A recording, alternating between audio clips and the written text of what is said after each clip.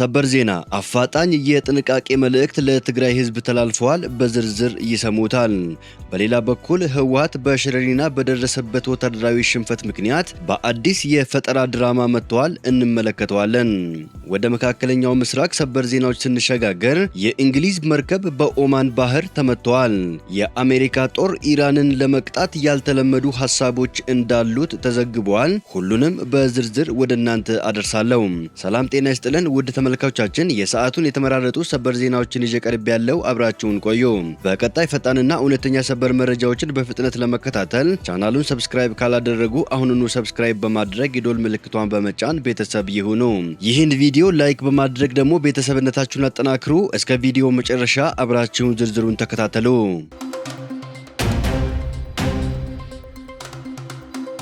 በቅድሚያ አስገራሚ መረጃ።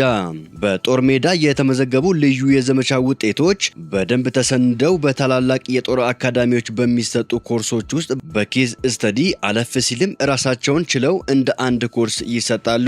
የዘርፉ ጠበብቶች በቀጣይ የሚሉት እንደተጠበቀ ሆኖ የህወሓትን ትንኮሳ ተከትሎ ጀግናው የኢትዮጵያ መከላከያ ሰራዊታችን በሽረሪና ዘመቻ ያስመዘገበው ጀብዱ በቀጣይ በጦር አካዳሚዎች ውስጥ በኮርስ መልኩ አሊያም በኬዝ ስተዲ እንደሚሰጥ አንዳች ጥርጥር የለኝም። የመረጃ መሰብሰብና ትንተና፣ ትንኮሳን በመቀልበስ በፈጣን ማጥቃት ጠላትን ማንኮታኮት፣ እጅግ ዘመናዊ የውጊያ መሳሪያዎችን በትክክል መጠቀም፣ ጠላትን በመምሰል ውጊያን ማዛባት፣ የኮሙኒኬሽን መሳሪያዎችን በመጥለፍ በወገን በሚሰጥ ትዕዛዝ ጠላትን ወደ መግዲያ ወረዳ ሰተት አድርጎ ማስገባት፣ ለድጋፍ እየገባ የነበረን የጠላት ሰራዊት አቅጣጫ አስቀይሮ ሙሉ በሙሉ መደምሰስ፣ ሌሎች እዚህ የማይነገሩ የውጊያ ስትራቴጂና ታክቲኮችን አቀናጅቶ በዜሮ ኪሳራ የጠላትን ወገን ያስደነገጠ ጀብዱ የተሰራበት የጦርነት ጥበብ ሊመረመርና ለተተኪ የጦር መሪዎች ሊተላለፍ ይገባል። ህወሓት ለተከታታይ 3 ቀን መግለጫ አውጥቷል። ገና ማውጣቱን ይቀጥላል። ከድንጋጤያቸው ገና አልነቁም ሲል ጌትነት አልማው ዘግቧል። በሌላ በኩል አፋጣኝ የጥንቃቄ መልእክት ለትግራይ ህዝብ ተላልፈዋል። ሐውዜን ቁጥር 2 ሊደገም ነው። የህወሓት ቡድን አደገኛ ሴራ ተጋለጠ። የፈትለ ወርቅ ወይም ሞንጆሪኖ ውድ እምብታይ ውድ መህድንና ክንፈዳኛቸው የሚመሩት የህወሓት ቡድን ያጣውን የትግራይን ህዝብ ተቀባይነት መልሶ ለማግኘትና በብልጽግና መንግስት ላይ የህዝብ ማዕበል ለመቀስቀስ በማሰብ እጅግ አደገኛና ዘግናኝ ሴራ ጠንስሰዋል። ይህ ቡድን ሐውዜን ቁጥር 2ን ለመፈጸም በድብቅ በመሰብሰብ በተለያዩ የትግራይ አካባቢዎች ፈንጂዎችን ለማፈንዳት ውሳኔ ላይ መድረሱ የውስጥ መረጃዎች አጋልጠዋል። ጥቃቱን ሊፈጸምባቸው የታቀዱ ዋና ዋና ኢላማዎችን ስንመለከት ታላላቅ የኢፈርት ተቋማት ወይም መሶብ ሲሚንቶ ፋብሪካ፣ መስፍን ኢንጂነሪንግ፣ አልሙዳ ጨርቃጨርቅ ፋብሪካ፣ የህዝብ መሰብሰቢያ ስፍራዎች፣ ገበያዎች፣ መናኸሪያዎችና ሆስፒታሎች፣ የእምነት ተቋማት፣ አብያተ ክርስቲያናትና መስጊዶች። የቡድኑ የማደናገሪያ ስልት ስንመለከት እነዚህን አሰቃቂ የሽብር ጥቃቶችን በታማኝ ታጣቂዎቹ አማካኝነት ከፈጸመ በኋላ ጥቃቱን የፈጸመው የፌዴራል መንግስት ነው በማለት የውስጥና የውጭ ኃይሎችን ለማደናገርና የፕሮፓጋንዳ ፍጆታ ለማድረግ ዘመናዊ ካሜራዎችን ጭምር አዘጋጅቶ በ11ኛው ሰዓት ላይ ይገኛል። ሰላም ወዳዱ የትግራይ ህዝብ ይህንን የጥፋት ቡድን እኩይ የሽብር ተግባር አስቀድሞ ነክቶ ሊከታተልና ሊያከሽፈው ይገባል። ይህንን ቁልፍ መረጃ በስፋት በማጋራት ንጹሃንን ከተደገሰላቸው እልቂት እንታደግ ስንል እኛም ጥሪያችንን እናቀርባለን። በሌላ በኩል የህወሓት አሳፋሪ ወታደራዊ ሽንፈትና የተቀየሰው አዲሱ የፈጠራ ድራማ ተጋልጧል። ጀግናው የኢትዮጵያ መከላከያ ሰራዊትና የጸጥታ ኃይላችን በሸረሪና ግንባር በወሰዱት የተቀናጀ እርምጃ አሸባሪው የትህነግ ቡድን እጅግ አስደንጋጭና ታሪካዊ ሽንፈት ተከናንበዋል። በጀግኖቹ ክንድ አይቀጡ ቅጣት የተቀጣው ይህ የጥፋት ኃይል የተከናነበውን ወታደራዊ ውድቀት ለመሸፈን ሲል ጉዳዩን ወደ ሰብአዊ መብት የፈጠራ አጀንዳ በማዞር ለዓለም አቀፍ ማህበረሰብ የሐሰት ሪፖርት ማቅረብ ጀምረዋል። የማይካድራው ገዳይ ስብስብ የካምፕ ስደተኛ ሽፋን ስንመለከት የጠላትን ኃይል ሙሉ በሙሉ የደመሰሰው ውጊያ የተካሄደው ሱዳን ወራ በያዘችው የኢትዮጵያ ሉዓላዊ መሬት ላይ ነው። ሆኖም ህወሓት የደረሰበትን ውርደት ለመሸፈን በሱዳን የስደተኛ ካምፖች ውስጥ ያሉ ስደተኞች አለቁብኝ የሚል የዋይታ ፕሮፓጋንዳ እያሰማ ይገኛል። እውነታው ግን እነዚህ ስደተኞች ተብለው የተመዘገቡት ማይካድራ ላይ በንጹሃን ኢትዮጵያውያን ላይ ዘግናኝ ጭፍጨፋ የፈጸሙት የሳምሪ አባላት ናቸው። እነዚህ ታጣቂዎች ቀን የስደተኛ ካርድ አንጠልጥለው በካምፕ የሚደበቁ ማታ ደግሞ የህወሓትን ተልዕኮ አንግበው ከአልቡርሃን ኃይል ጋር ጭምር በማበር የኢትዮጵያን ሉዓላዊነት የሚፈታተኑ አሸባሪዎች ናቸው። የኢትዮጵያ መከላከያ ሰራዊት የደመሰሰው ይህንን ታጥቆ የመጣን የጥፋት ኃይል እንጂ ስደተኞችን አይደለም።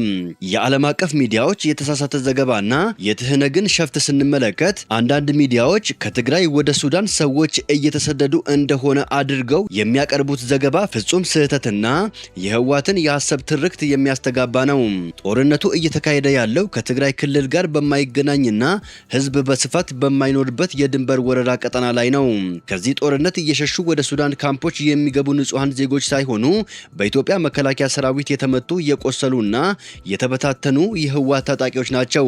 እነዚህን የቆሰሉ የራሱን ታጣቂዎች ካምፕ ውስጥ አስገብቶ በስደተኞች ካምፕ የተመቱ ንጹሃን ናቸው ብሎ ማቅረብ የተለመደው የህወሓት ርካሽ የፖለቲካ ቁማር ነው። ጦርነቱ በስደተኞች ካምፕ አቅራቢያ ቢሆን ኖሮ መጀመሪያ መግለጫ የሚያወጣው የሱዳን መንግስት እንጂ ህወሓት አይሆንም ነበር። የተጨናገፈው የቤኒሻንጉል ስምሪትና የአስክሬን ፖለቲካ ስንመለከት በሸረሪናው ግንባር የደረሰበትን ውርደት ለመቀልበስ አሸባሪው ቡድን አርሚ 7 እና አርሚ 13 የተባሉ ኃይሎቹን ከቤኒሻንጉል አቅጣጫ ለማንቀሳቀስ ሞክሮ ነበር። ነገር ግን በንቁው የኢትዮጵያ ኃይል ክትትል ሳይደርሱ በመንገድ ላይ ተመልሰዋል፣ ተደምስሰዋልም። አሁን ላይ ቡድኑ የገጠመውን ውርደት ለመሸፈን የነዚህን የተደመሰሱ ታጣቂዎች አስክሬን ሰብስቦ የስደተኛ ካምፕ ውስጥ በመጣል በስደተኞች ላይ ጥቃት ተፈጸመ የሚል የቪዲዮና የፎቶ ድራማ ሰርቶ የዓለም አቀፍ ማህበረሰብን ለማደናገር በዝግጅት ላይ ይገኛል። የኢትዮጵያ መንግስትና ጀግናው የመከላከያ ሰራዊታችን የሀገርን ሉዓላዊነትና የህዝብን ደህንነት ለማስጠበቅ የሚያደርጉት አኩሪ ተጋድሎ በድል እየተጠናቀቀ ነው። የህወሓት የሐሰት ፕሮፓጋንዳ፣ የጨዋታ ፖለቲካና የፈጠራ ድራማ የኢትዮጵያን የድል ጉዞ ፈጽሞ ሊያቆመው አይችልም ሲል መሃል ሚዲያ ደሳለኝ አበራ ዘግቦታል።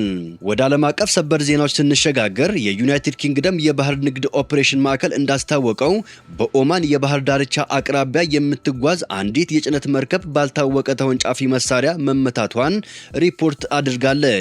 ተቋሙ እንዳብራራው መርከቧ ከኦማን ሐሳብ ከተማ በስተሰሜን ምስራቅ 20 የባህር ማይል ርቀት ላይ እየተጓዘች ባለችበት ወቅት ጥቃት እንደደረሰባት በቪኤችኤፍ ቻናል 16 የድረሱልኝ ጥሪ አስተላልፋለች። ይህንን ክስተት ተከትሎ ባለስልጣናት ምርመራ የጀመሩ ሲሆን ዩኬኤምቲኦ በቀጠናው የሚያልፉ መርከቦች ከፍተኛ ጥንቃቄ እንዲያደርጉና ማንኛውንም አጠራጣሪ እንቅስቃሴ ለሚመለከተው አካል ሪፖርት እንዲያደርጉ አሳስበዋል። እስካሁን ድረስ ለዚህ ጥቃት ኃላፊነት የወሰደ አካል የለም። ይህ የጥቃት ክስተት የተሰማው በቅርቡ በአሜሪካና በኢራን መካከል የተፈጠረውን ወታደራዊ ፍጥጫ ተከትሎ በሆርሙዝ ባህረ ሰላጤ ዙሪያ ውጥረቱ አይሎ ባለበት ወቅት ነው።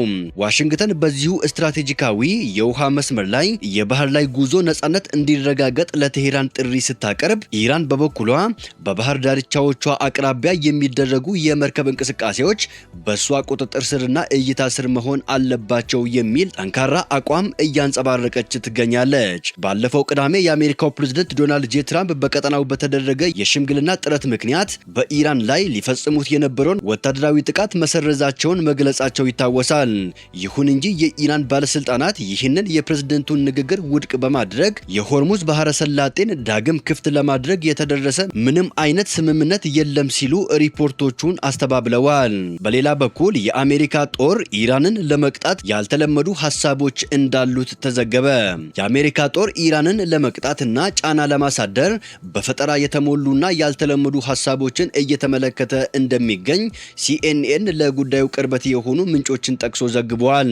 በአሜሪካ ጦር ማዕከላዊ እዝ አመራር የሆኑ የሲኤንኤን ምንጭ እንደጠቆሙት ኢራን ላይ ጫና ለማሳደርና ለመቅጣት አዳዲስ መንገዶች እየተመለከትን ነው የሚል ኢሜል ተልኳል። የአሜሪካ ጦር ስትራቴጂውን መለወጥ ስላለበት ሁሉንም አይነት መንገዶችን እየተመለከተ መሆኑን ሌላ የሲኤንኤን ምንጭ ጠቅሰዋል። የአሜሪካ ጦር ሐሳቦች በኢሜል እንዲላኩለት መጠየቁ የተለመደ አሰራር እንዳልሆነ ወታደራዊ ባለስልጣን መናገራቸው በዘገባው ተጠቅሰዋል። የአሜሪካ ጦር ማዕከላዊ እዝ ቃል አቀባይ ብራንድ ኩፐር በበኩላቸው በፈጠራ የተሞሉ መንገዶች ማሰብና መተግበር በጦሩ ታሪክ የተለመደ ነው ብለዋል። ከፍተኛ የኦፕሬሽን ውጤት ለማግኘት በየትኛውም ወታደራዊ ማዕረግ ደረጃ ላይ ከሚገኙ ወታደሮች ሐሳብ እንደሚሰበስቡ ገልጸዋል። የሲኤንኤን ምንጭ በስተመጨረሻ የአሜሪካ ፕሬዝዳንት ስምምነት ላይ መድረስ ይፈልጋሉ፣ ስለዚህም ጫና ማሳደሪያና ከዚህ ሁኔታ መውጫ መንገድ ይፈልጋሉ። አንዳንዴ የተለመደው አካሄድ ሲሟጣት በፈጠራ የተሞላ አስተሳሰብ ያስፈልጋል ብለዋል። ውድ ተመልካቾቻችን የሰዓቱን የተመረጡ ሰበር ዜናዎችን ወደ እናንተ ያደረስኳቸው ናቸው። ከሰዓታት በኋላ በሌላ ሰበር ዜናዎች እስከምንገናኝ በያላችሁበት የዓለም ዳርቻ ቸር ቆዩልን። ሰላም ለዓለማችን ይሁን።